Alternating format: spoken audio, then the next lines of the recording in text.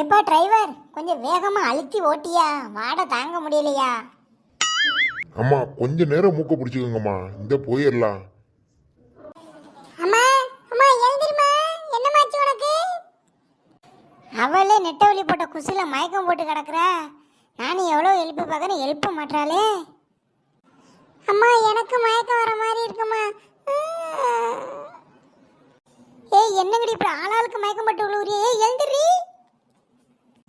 அம்மா எனக்கு மயக்கம் வர மாதிரி இருக்குமா. ஏ கண்மணி கண்மணி எழுந்திரி, என்னடி நீ மயக்கம் போட்டுட்ட? ஆஹா, என்ன எல்லாரும் பொத்து பொத்துன்னு கீழே விழுவுது. நம்ம போட்ட குசு அவ்வளோ பயங்கரமாவா இருக்கு. ஐயோ எனக்கு தலை சுத்துற மாதிரி இருக்கு, எனக்கு கேராவுது. என்னங்கடி இப்படி எல்லாரும் பொத்து பொத்துன்னு கீழே விழுவுறியே?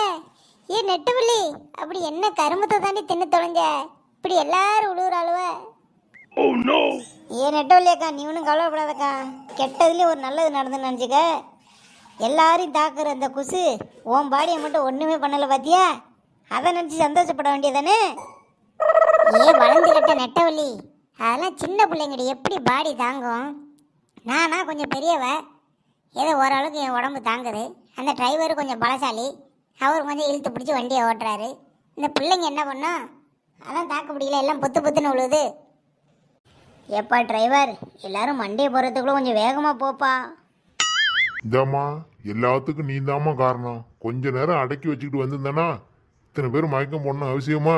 இப்போ எனக்கே இருக்குன்னு வருது. எது உனக்கும் கிருக்குன்னு வருதா? யோ டிரைவர், கொஞ்சம் தாக்க பிடிச்சிட்டு போயா, இல்லைன்னா எல்லாரும் ஒரேடியாக மேலே போயிடுவோம். இந்த வந்துருச்சுமா, வாங்கம்மா வாங்கம்மா. வாங்கம்மா, வந்துருச்சு, இடம் வந்துருச்சு, இறங்குங்க எல்லாரும் சீக்கிரம். ஏ உமா, கண்மணி, ரம்யா, எழுந்திரிங்கடி, வீடு வந்துருச்சு. ஏய் எழுந்திரிங்கடி. ஆஹா, என்ன எல்லாம் மண்டையை தொங்கி போட்டுக்கிட்டு கிடக்கு, எதுவும் முழிக்க மாட்டேங்குது. டெத்து கித்து ஆனால் நம்ம தலையில் கட்டிடுவாங்களே. முதல்ல நம்ம இறங்கிடுவோம். அம்மா இப்போதாம்மா கொஞ்சம் ஒரு மாதிரியாக இருக்கு. ஏ கண்மணி எழுந்திரிச்சிட்டியா? நீ கீழே போயிட்டியாடி? இந்த இவ்வளோ எழுப்புடி. நானும் எவ்வளோ எழுப்புறேன், எவ்வளோ எழுந்திரிக்க மாட்டாளோடி. உமாக்கா உமாக்கா, ரம்யா எழுந்திரிங்க. ரம்யா, அப்பாடா எல்லாம் எழுந்திரிச்சிட்டியலா? சரி வாங்க, முதல்ல இந்த வண்டியை விட்டு இறங்கும். இந்த கரும வாட அந்த வண்டிக்குள்ளேயே சுற்றி சுற்றி வருது. முதல்ல இறங்குங்க கீழே. நான் எங்கே இருக்கேன்? துபாயில் இருக்கடி. கேட்குறா ஒரு கேள்வி. ஏண்டி இன்னும் அந்த குசு வாடையிலேருந்து நீ மீளவே இல்லையா? இன்னும் மாதிரி உனக்கு அந்த கிறக்கமாகவே இருக்கு. ஏக்கா, நெட்டவழி போட்ட குசு சும்மா மயக்க மருந்தோட பயங்கரமாக இருக்குக்கா. பேசாமல் இந்த நெட்டவழியை ஆர்மியில் சேர்த்து விட்டுடலாம் போல இருக்குக்கா. எதிரில் இருக்க நாட்டில் மக்களுக்கு குசு போட்டே எல்லாத்தையும் கொண்டுருவாக்கா. பேசாமல் இவளை அங்கேயே சேர்த்து விட்டுருங்கக்கா. நீ சொல்கிறதும் சரிதாண்டி. நெட்டவழியை இராணுவத்தில் சேர்த்தோம்னா அவள் போடுற குசுக்கு எதிரணிலேருந்து ஒருத்தனும் வர மாட்டாங்கடி. ஏம்மா நீ எப்படிம்மா அவ்வளோ நேரம் மூச்சு தம் கட்டிக்கிட்டு வந்த? எங்களுக்கெல்லாம் கொஞ்ச நேரத்தில் கிறங்கி போச்சுமா. என்ன பண்ணுறதுன்னு தெரியாமல் சுயநிலவே போயிடுச்சுமா. அந்த கொஞ்ச நேரத்தில் பண்ணுறதெல்லாம் பண்ணிவிட்டு அந்த நெட்டவழி பாரு எங்கே போயிட்டான்னு தெரில. என்ன எல்லோரும் என்ன தான் தேடிக்கிட்டு இருக்கீங்க போல்? நான் கொஞ்சம் அவசரமாக கொஞ்சம் வெளில நின்றுக்கிட்டு இருந்தேன், உங்களை டிஸ்டர்ப் பண்ண வேண்டாமே அப்படின்ட்டு. ஏம்மா தாயே, நீ கொஞ்சம் வெளியிலே இருமா. ஒன்னால தான் நாங்கள் எல்லோரும் இவ்வளோ அவஸ்தைப்பட்டு நிற்கிறோம். இப்போ தாண்டி எல்லோரும் ஆஸ்பத்திரி போயிட்டு வந்தோம். மறுபடியும் கூண்டோடு எல்லாத்தையும் ஆஸ்பத்திரி அனுப்பிடுவோம் போலையே. அது ஒன்றும் இல்லைக்கா, நேற்று எங்கள் வீட்டில் பருப்பு குழம்பு போட்டு முள்ளங்கிலாம் சேர்த்து சாம்பார் வச்சுருந்தோம். அதான் கொஞ்சம் எஃபெக்ட் கொஞ்சம் தூக்கி விட்டுருச்சு. நல்லா தின்னடி பருப்பு குழம்பு. சரி என்ன வாடை. சரி இருங்க, நான் போய் அந்த டிரைவருக்கு காசு கொடுத்துட்டு வந்துடுறேன். எப்போ டிரைவர் டிரைவர், எப்போ எழுந்திருப்ப? உனக்கு என்னப்பாச்சு? எப்போ டிரைவர்? அம்மா, நானும் எவ்வளவோ கண்ட்ரோல் பண்ணி பார்த்தேம்மா, என்னால் தாக்கு பிடிக்க முடியலம்மா. எனக்கே கேர் ஆயிடுச்சுப்பா, அதாம்மா படுத்துட்டேம்மா.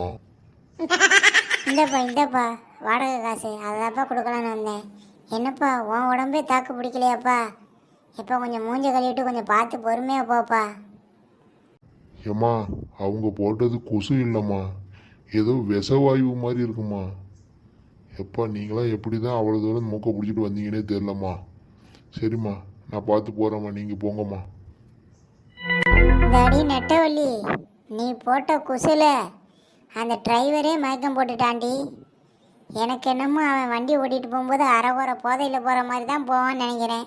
எங்கிட்டாச்சும் வண்டியை கொண்டு ஏற்றி ஆக்சிடெண்ட் பண்ணிட்டான்னு வச்சுக்க, அவனுக்கு எதனா ஒன்று ஆகி செத்து போயிட்டானா நீ தாண்டி காரணம் பார்த்துக்க. இது அந்த டிரைவர் செத்து போனால் நான் தான் காரணமா? ஒரு குசு விட்டதுக்கு கொலை பண்ணுற ரேஞ்சுக்கு கொண்டு போய் விட்டுட்டீங்களே. எல்லாருக்கும் குசு வரதாண்டி செய்யும், யாருக்கு வராமல்ல. ஆனால் உனக்கு வந்த குசு மாதிரி யாருக்கும் வந்திருக்காது நெட்டவள்ளி. சோப்பா,